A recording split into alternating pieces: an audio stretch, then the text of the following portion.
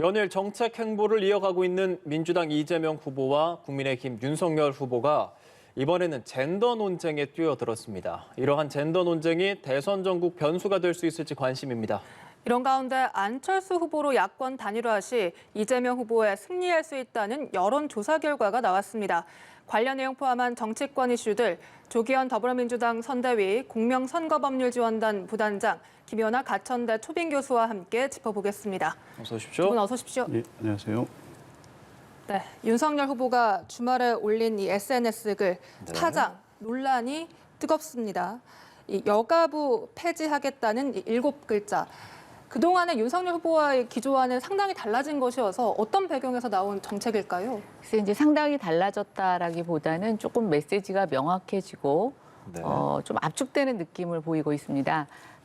경선 과정에서 윤석열 후보도 여가부는 사실은 재편, 해체 수준의 재편일 필요성을 얘기를 했고 또 우리 국민의힘 경선 과정에서도 그 얘기는 많이 나왔었습니다. 근데 이제 이번에 메시지가 폐지라는 단어로 좀 명확하게 강하게 제시되고 있는데요. 아마 저도 좀 국회에서 여성가족부를 경험해 봤지만 지금 여성가족부는 한계가 있는 것은 분명합니다. 그리고 그 한계가 있는 것이 너무 오랫동안 좀 정체되어 있었고요. 국민 여러분들 혹시 여가부와 관련된 질의 영상을 좀 찾아보시면 여가부의 답변은 전부 다 권한이 없습니다. 다른 부처와 협의해야 합니다. 우리는 예산이 없습니다. 인력이 없습니다. 그래서 저도 여가위 질의 과정에서 아니 이렇게 답변할 거면 여가부가 왜 필요하냐 이렇게 해서 저도 사실은 여성가족위원회 그 상임위에서 이렇게 할 거면 해체가 답이다 이렇게 얘기한 적도 있습니다. 그런 측면에서 저는 정말 대대적인 개편이 필요하다고 생각이 되고요. 지금 어쨌든 후보들은 이런 강한 여성가족부의 정말 해체 수준의 어떤 특단의 조치가 필요하다는 것을 강조하고 있고 그런 측면에서 윤석열 후보는 해체가 답이다. 그리고 그 여성가족부에 있는 기능들을 오히려 각 부처에 나눠줌으로써 그 역할을 할 수 있는 부분들을 더 강조하셨다고 보여지는데 자꾸만 이제 이것을 갖고 어떤 여성에 대한 의식을 폄하하는 거 아니냐, 권리를 폄하하는 거 아니냐라는 얘기가 있는데요. 한번 여러분들 보십시오. 지난 재보궐선거 때 사실은 서울시장, 부산시장 다 할 거 없이 권력형 성범죄에 의해서 재보궐선거가 일어날 때 여성가족부는 특단의 어떤 이와 관련된 여성 인권을 대변하는 메시지를 낸 적이 없습니다. 그리고 사실 윤조 씨라고 하는 굉장히 부적절한 사람이죠. 거의 사기에 가까운 발언을 하고 있는 사람을 셀프 기부금을 통해서 그 사람에게 기자회견을 제공해주고 숙소를 제공해준 게 바로 여가부였습니다.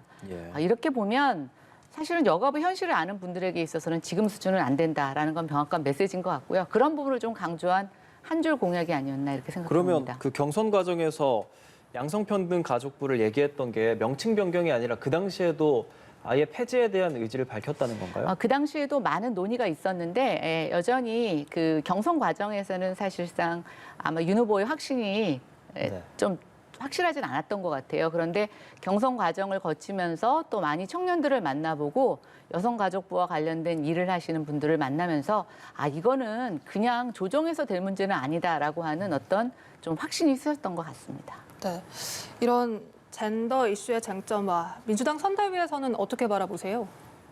글쎄요, 여성가족부 해체가 답인가요? 뭘 위해서 해체하는 건지 설명이 없지 않습니까?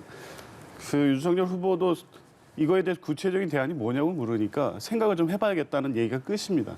이게 답일 수가 없는 거죠. 이 문제 제기가 왜 나왔냐면 결국에 20대 그 청년들의 생존권과 관련된 문제였고 기회와 공정의 문제에 있어서 여성부 가족부 문제를 정치 쟁점화한 부분도 분명히 있습니다. 그래서 개편이 됐든 확대가 됐든 문제가 된 부분에 대한 조정이 됐든 여성가족부의 어떤 조직 개편은 필요하다는 입장은 어떤 후보도 다 말씀하고 계시거든요. 폐지가 전부가 아니지 않습니까? 근데 7자로 지금까지 제기됐던 어떤 양성평등의 문제, 기회 문제, 공정의 문제, 또 소위 말하는 이대남들이 제기하고 있는 이 문제의 답이 폐지가 아닌데도 불구하고 이걸로 명료화했다고 한다는 것 자체가 이 사실과 다르다고 보여지고요.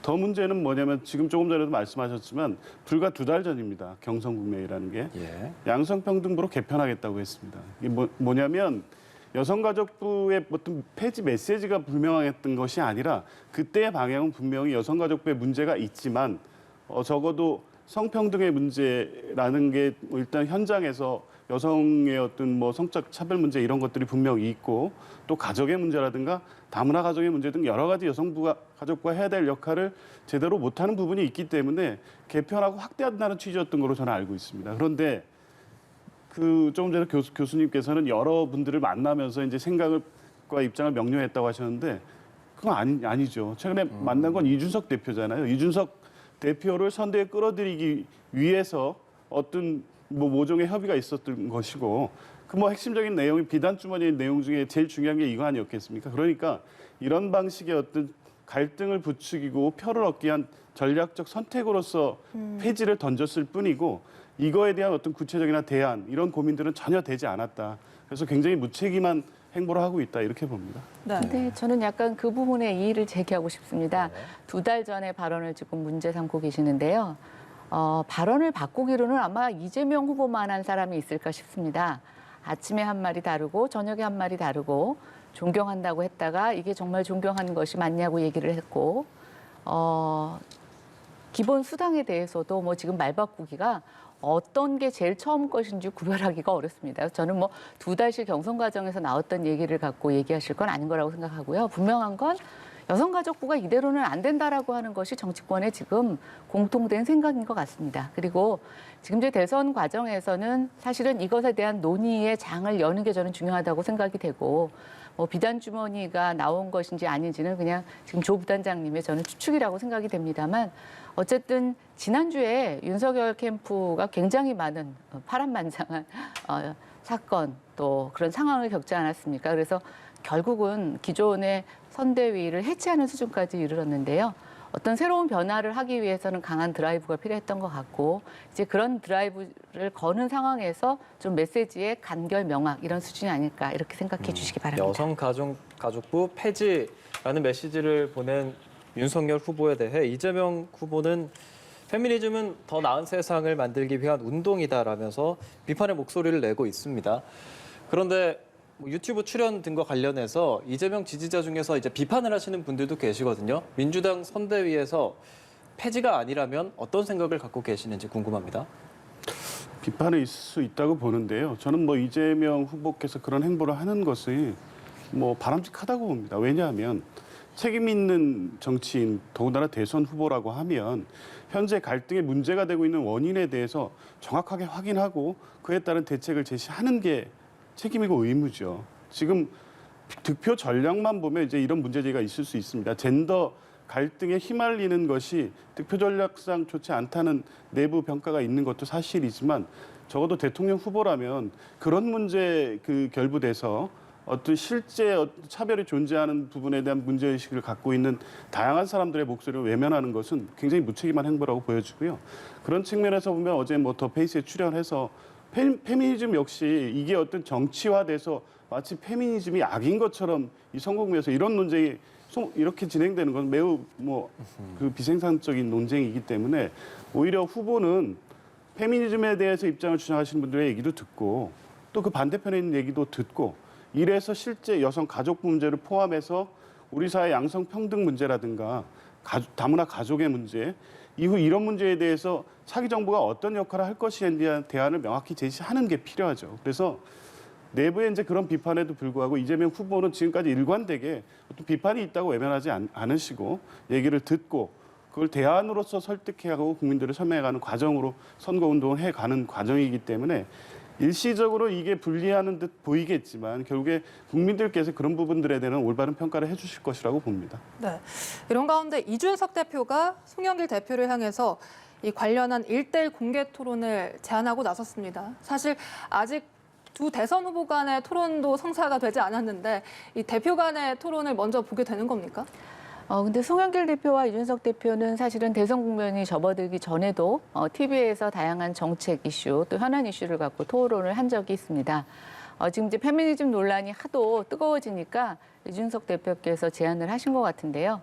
그래서 이제 대선 후보들이 중심이 되는 것도 좋지만 대선 후보 토론을 하기 위해서는 또 여러 가지 기준이 있지 않습니까? 서로 네. 공평한 기회를 줘야 되고 질문도 사전에 협의해야 되고 굉장히 절차가 복잡한 반면에 아마 정당 대표들 간의 토론은 그거보다는 조금 더 약식으로 할 수 있을 것 같아서 저희가 후보들이 다 할 수 없는 토론이라면 저는 뭐 당 대표들께서 해주시는 것도 나쁘다는 생각은 되지 않습니다. 어쨌든 요즘 시대에는 정말 다양한 목소리가 있습니다. 그래서 그런 목소리들을 좀 거침없이 얘기하고 또 거르지 않고 듣는 정치인의 어떤 그런 태도가 중요하다라고 보면 저는 뭐 기회가 되면 이런 토론도 한번 받아들여서 한번 이루어지는 것도 나쁘지 않을 거라고 생각이 됩니다. 네, 여기에 대해서 뭐 정의당은 빼고 논의하자라고 글을 올려서 또 화제가 되기도 했었는데 결과적으로 민주당에서는 응할 마음이 있을까요? 원칙적으로 지금 말씀대로 어떤 방식의 토론이든 간에 뭐 후보는 당연하고요. 당 대표, 뭐 정책이 또 정책을 책임지는 분들도 다양한 방식의 토론을 통해서 국민들이 어떤 선택할 기준을 제시하는 거는 뭐 필요하다고 봅니다. 그런데 이번 토론 제안 역시 여가부 폐지 이 주제를 던졌어요. 물론 뭐 폐지의 당부만을 가지고 그 논쟁을 하자는 것은 아닐 것으로 봅니다만 이 문제 제기를 왜 했겠습니까? 결국에 지금 이건 정확하게 그냥 선거 전략적 차원에서 여가부 폐지 이슈로 지금 이탈한 20대 지지층을 끌어오겠다는 그냥 지극히 정치적 의도에 제안된 토론입니다. 국민들이 기대하는 내용의 토론을 기대할 수는 없기 때문에 이런 방식의 토론이라면 이게 생산적 토론이 되기가 어려운 거죠. 그리고 뭐 거기에 정의당을 제외한다거나 또 최근에 이준석 당대표 행보는 특히 이대남 행보에 집중돼 있지 않습니까? 그 일환으로서 지금 여가부 폐지만을 주제로 해서 토론을 하자는 거기 때문에 거기에 뭐 청년 세대의 지금 문제라든가 기회 공정의 문제라든가 청년 세대의 문제가 우리 사회 전체의 가장 중요한 문제이기 때문에 이런 주제를 가지고 토론한다면 얼마든지 응할 수 있겠습니다만 지금 국민의힘과 윤석열 후보가 후보는 입을 닫은 채 이준석 대표의 입을 통해서 던지는 정치 이슈를 가지고 쟁점화해서 어떤 이용하려는 득표 전략 이런 방식의 토론에는 응하기는 어렵다고 봅니다. 병사 봉급 200만 원 공약. 이렇게 또 단 한 줄만을 올렸습니다. 과연 이것이 가능할까요? 현실 가능성 있습니까? 일단 이제 200만 원이라고 얘기를 하시면서 이걸 언제까지 하겠다 뭐 이런 얘기는 사실은 상세한 내용은 없습니다. 그러니까 이제 네. 우리가 공약이라는 게 좀 상세한 예산 규모까지 뽑아서 발표하는 공약들이 있고 이제 이렇게 내놓는 공약은 글쎄 제 해석은 이렇습니다. 이제 앞으로 정부가 나아가야 할 방향과 목표를 제시하는 거라고 보여집니다. 그래서 이제 뭐 원래 아주 디테일한 내용을 어떻게 규정하느냐에 따라서 파급효과가 달라질 거라고 생각이 되는데요. 분명한 건 이 정도 200만 원을 제시한다라고 하는 것은 지금 청년들이 군복무로 인해서 그들의 시간과 모든 것들을 일종의 국가를 위해서 헌신하는 것에 대해서 인정하겠다라고 하는 큰 메시지라고 보여지고요. 보면은 이제 우리가 여성들이 출산하는 거에 대해서도 과거에는 되게 당연하게 여겼습니다. 네. 근데 요즘은 이제 이 출산하는 여성들에 대해서 정말 이 저출생과 또 국가의 미래를 위해서 굉장히 우리가 칭찬해주고 장려해줘야 될 일이라고 하지 않습니까? 근데 이제 출산은 사실은 결혼의 선택 여부와 굉장히 선택의 자유권이 있는 반면에 이제 군 복무라고 하는 것은 훨씬 더 자유권이 제한되어 있죠. 그런 측면으로 봤을 때 20대 청년들이 갖고 있는 이제 상대적인 박탈감들 또 본인들이 군 복무를 하는데 그것에 대한 경제적 보상보다도 더 그들이 원하는 것은 그것에 대한 일종의 헌신의 가치를 인정해 주는 거라고 생각이 됩니다. 그래서 저는 이번 선거는, 그러니까 이번 공약은 글쎄 실현 가능성은 좀 더 디테일한 부분을 살펴봐야 되겠지만 윤석열 후보께서 그런 청년들의 국가를 위한 헌신에 대해서 존중하는 의사를 보여주신 일종의 한 줄의 그런 방향 설정과 목표였다라고 보고 있고 이재명 후보도 보니까 이제 모병제를 전제로는 하지만 200만 원 정도의 급여를 주는 것에 대해서 어느 정도 동의하고 있는 것으로 알고 있습니다. 뭐 이재명 후보께서도 디테일한 부분에 대해서는 모병제 전제라고 하면 뭐 그것이 1년 안에 될 수 있을지 몇 년 안에 될 수 있을지는 우리가 예상할 수가 없는데요. 바람직한 건 양대 후보가 20대 청년들의 군복무에 대해서 그동안 우리가 등한시했던 부분에 대해서 좀 존중하고 가치를 인정해 주자는데 어느 정도 합의점을 찾아가고 있는 것 같아서 다행이라고 생각합니다. 예. 그리고 방금 기자와의 대화에서 들었던 걸 한 가지 더 여쭙겠습니다. 오늘 이준석 대표가 김종인 위원장을 만나러 간다라고 얘기를 했는데 그에 대해서 윤석열 후보가 합류하지 않을 거다라고 지금 일축을 했거든요. 김종인 위원장도 뭐 이미 지나간 이야기다라고 얘기를 했었는데 그렇다면 이제 김종인 위원장 합류는 없는 거라고 봐도 되겠습니까? 글쎄요, 뭐 지금 이제 꼭 국민의힘 선거에서 김종인 위원장님의 어떤 앞으로의 행보가 지금 뭐 누가 결정할 수 있는 상황이라고 생각하지는 않습니다. 그러나 이제 김종인 위원장님께서 사퇴하시는 그 과정에서 여러 가지 서운하셨던 점, 또 아쉬운 점에 대해서는 계속 표현을 하고 계신데요. 모르겠습니다. 정치라는 게 생물이기 때문에 앞으로 어떻게 변화될지 예견하는 것은 뭐 저는 쉽지 않다고 보여집니다. 지금 윤석열 후보께서도 저렇게 예견하실 일은 아니라고 생각이 되는데 좀 이준석 당대표는 모든 가능성을 열어놓는 발언을 했다면 그래서 이제 윤석열 후보는 지금 이게 사퇴하신 지 얼마나 됐는데 또 모셔온다고 하는 것 자체가 본인의 성정에 봤을 때 좀 이게 앞뒤가 안 맞는 말이 아닌가 이렇게 생각해서 좀 굉장히 간결하게 답변하신 것 같습니다. 네. 민주당 선대위에서는 김종인 위원장이 전 위원장이 재합류하는 걸 유리하게 생각하세요? 아니면 합류하지 않길 바라십니까? 글쎄요, 뭐 유불리를 따질 상황이나 뭐 문제는 아닌 것 같고요. 근데 이미 뭐 합류를 하시든 안 하시든 실제 어떤 생각하고 계획했던 그 김종인 위원장의 어떤 정치적 경륜과 어떤 정치적 판단력을 가지고 야권 후보인 윤석열 후보에 실제 도움되는 선거운동을 기대할 수는 없는 상황이 됐기 때문에 합류 자체가 의미를 갖는 시점은 이제 지나간 것 같습니다. 이제 네. 두 분 간의 어떤 관계 문제가 어떻게 설정될지 모르겠지만 이미 지금까지 과정에서 신뢰가 완전히 뭐 바탕이 났기 때문에 뭐 복귀한다 하신들 어떤 구체적 역할을 하실 수 있을지도 의문이고요. 네, 알겠습니다. 그리고 최근 다시 공약으로 돌아가 보면 윤석열 후보가 이렇게 여가부 폐지, 병사 봉급 월 200만 원 이렇게 한 줄짜리 공약들을 계속 내놓고 있습니다. 네. 뭐 이것이 뭐 긍정적으로 평가하는 것도 있고 아니면 너무 이렇게 후속 대책들 없이 한 줄짜리만 던져놓는다 이런 시각도 있더라고요. 어떻게 보십니까? 그게 조금 전에 이제 그 군인 그 월급 200만 원 공약도 마찬가지인데요. 대선 후보의 메시지는 실제 국민들에게 바로 수용되기 때문에 그리고 이제 기대를 바로 불러일으키고요. 실제 이제 그 병사봉급 200만 원도 아마 이대남 관련된 어떤 SNS 굉장히 폭발적 호응을 얻고 있는 걸로 알고 있습니다. 그 정도면 이 구체적 대안이 있어야죠. 200만 원 주겠다는 어떤 방향성 제시로 끝나면 이제 안 되는 거 아니겠습니까? 근데 윤석열 후보는 전에도 공약에 대한 입장이 너무 가볍다는 생각을 안 가질 수가 없었던 게요. 소상공인 지원 50조 문제 되면 당선되면 하겠다는 입장을 밝혔는데 안 되면 어떻게 됩니까? 그러니까 공약이 그런 거 아니겠습니까? 이런 식이에요. 그러니까 대선 국면에서 공약이라는 게 국민들에게 삶을 좌우하는 문제 아니겠습니까?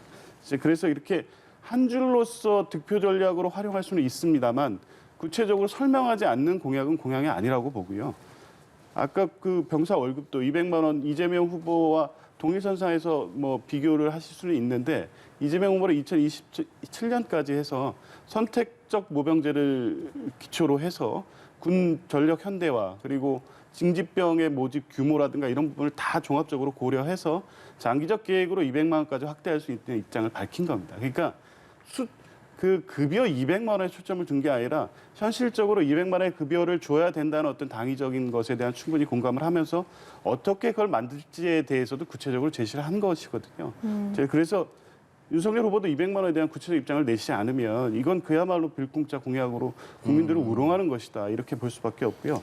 나머지 공약들 역시 마찬가지입니다. 이게 특히 이대남들에 대해서 굉장히 바라는 이런 메시지를 간결하게 표현하는 거는 선거 전략상 얼마든지 좋은 것이고 그게 실현될 수 있다면 그런 방식을 통해서 소통하는 것도 바람직하다고 봅니다. 그런데 실제 할 수 있는 것인지 어떻게 실현하겠다는 것인지에 대한 입장 그리고 지금까지 가져왔던 일관된 입장과 같은 건지 다른 건지 이런 부분에 대한 설명 없이 단순하게 SNS에 소통하는 방식, 전략적 메시지로 이렇게만 던진다고 하면 이게 실현될지에 대한 것에 대해서는 아무런 판단 근거도 없이 일단 호응하고 열광하는 층에 대해서만 던지는 메시지라는 인상을 지울 수 없거든요. 그러니까 뭐 앞으로도 이렇게 될 것 같습니다. 이게 이제 지금까지 이준석 대표가 윤석열 후보를 통해서 전달하려고 했던 어떤 대선 승리의 어떤 전략 키가 아마 여기에 있었던 것 같긴 한데요.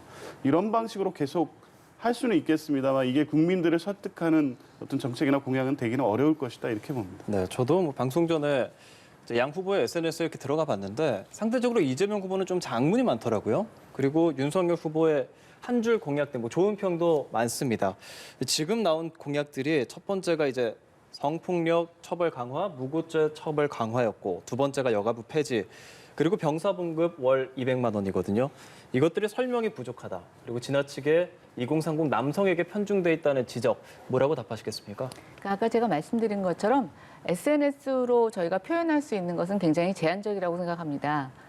저부터도 SNS에 장문의 글은 잘 읽어보게 되지 않습니다. 그리고 이제 윤석열 후보가 지난주에 일기 신도시 재정비와 관련된 특별법, 또 수도권 30분 출퇴근 시대를 연다라고 하는 교통공약 같은 경우에는 보도자료, 보도 참고자료 등 이렇게 많은 자료가 있습니다. 그러니까 윤석열 후보의 공약이 모두 다 한 줄로 되어 있는 것은 아니라는 것을 좀 부가 설명을 드리고 싶고요. 대신 분명히 SNS에 굉장히 민감한 청년층에 대해서는 명확한 메시지, 또 구체적인 어떤 실현 가능성보다는 방향성을 제시해주는 공약도 분명히 필요하다는 생각이 듭니다. 그래서 좀 이렇게 구분해 주셨으면 좋겠다는 생각이 들고요.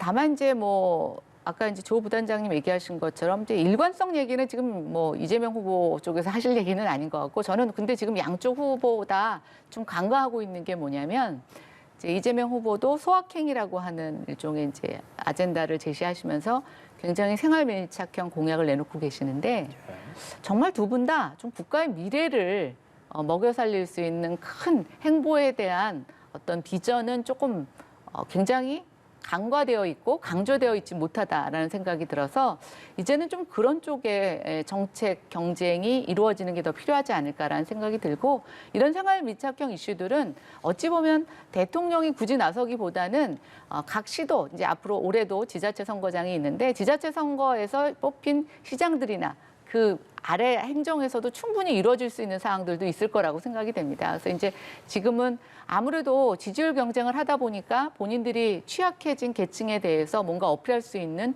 공약들을 내놓고 있는 것은 저는 뭐 전술이다, 정치적 공세다 이렇게 비난할 문제라고 생각하지는 않습니다. 선거는 원래 그런 거지 않습니까? 다만 그런 것과 같이 정말 국가 미래를 위해서 내걸 수 있는 대통령급의, 대통령이 할 수 있는 공약에 대해서는 좀 앞으로 좀 더 두 분께서 분발해 주시기를 당부드립니다. 네, 이렇게 여야 후보 모두 이 거대 담론이 실종됐다, 국가 미래 비전이 보이지 않는다라는 비판 어떻게 생각하십니까?